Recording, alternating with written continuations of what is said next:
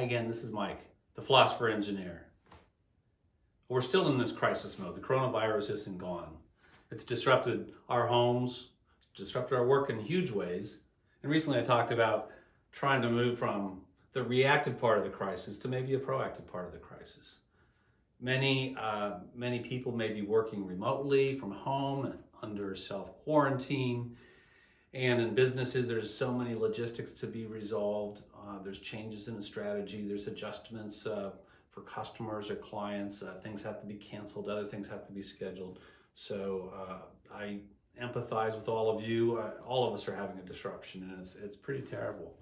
But we also have some extra time in some ways. We have people working from home, maybe spending more time with their families. A lot of other activities have been canceled. And from the work standpoint, we want to make the most use of this time.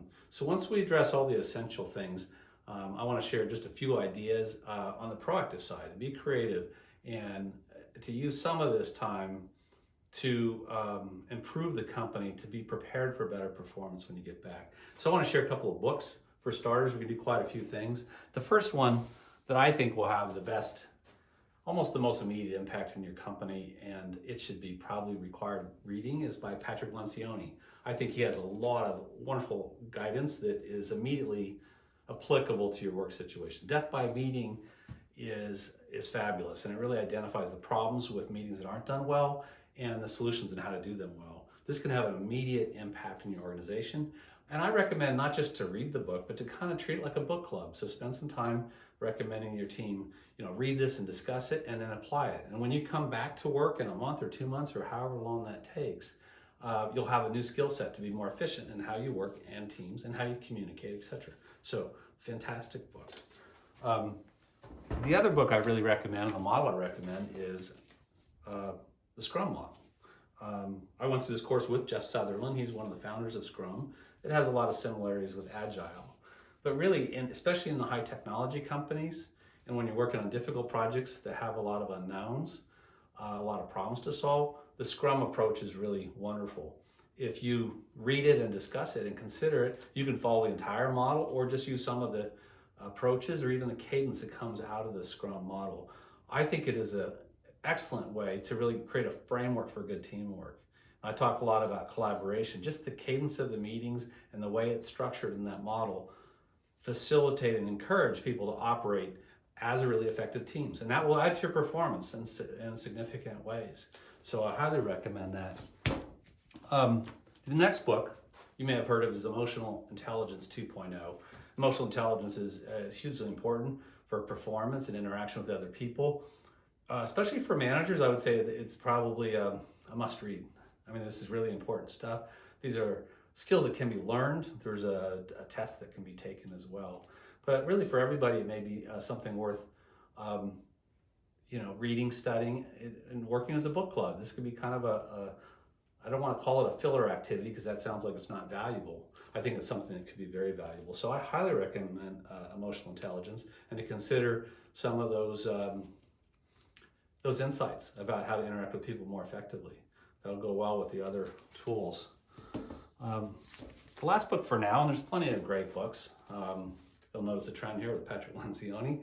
Obviously, I like to see healthy cultures and happy people. You get much better performance when you have a great organization where people are happy. The Advantage is different than Patrick Lencioni's other books. A lot of his other books are very simple stories or fables that make a point. And they're pretty light reads. My favorite of the other books is called The Ideal Team Player, and that's a very easy read. And it's like a fable, but it's a great point. I think it hits the key points in terms of how to work together as a team, and you can have a good book club discussion about that for your work team. The Advantage is something much more substantial. The Advantage is really the full model. If you're running a company, it's a full model of how you would want to organize that company from a culture standpoint. It's not all the execution and operational side of things, but really there's a lot of excellent points. One of the most important points is in the Advantage, in that model, is leadership. And that is, how do people communicate? How do they make decisions? And at the executive level, how do they set their strategy and get full alignment? And so it really takes a process of being engaged at the executive level and then how you communicate that model throughout the organization. And that has probably the biggest impact on performance for the company of any one single thing. So the advantage is a fabulous model. There are many other good models. Obviously, I'm a big proponent of teamwork, and teamwork is not just something that makes work more enjoyable, but really improves the performance of the company. And I focus a lot on technology and sort of the knowledge management side of it.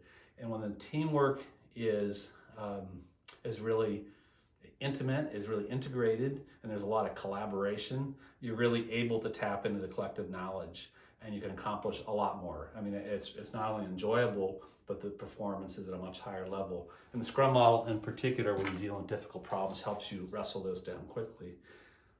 In my other videos, I talk a lot about resourcefulness. So really being open to drawing on outside resources where that makes sense to get guidance, input, whatever. You know, you might take a really difficult job and have somebody else do it. Or you might have someone come and help your team that has, you know, many decades more experience in that particular area, and that's going to help your team.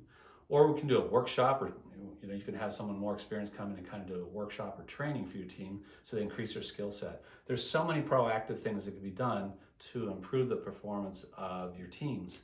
And this is a great time to do it over the next couple of weeks or maybe a couple of months.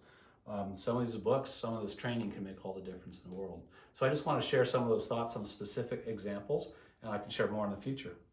Hope you have a good time. Everyone stay safe. Hopefully we're back up and running in not too long. I know it's kind of scary for everybody to see the markets crash and all of our businesses kind of shut down and try to figure out how to survive. But at some point we'll be on the other side of this problem, and then we're going to need to ramp up again with our businesses. And if we re-engage with some better skills and tools, we can become better organizations and perform well. So I wish the best for all of you. Thank you very much. Take care.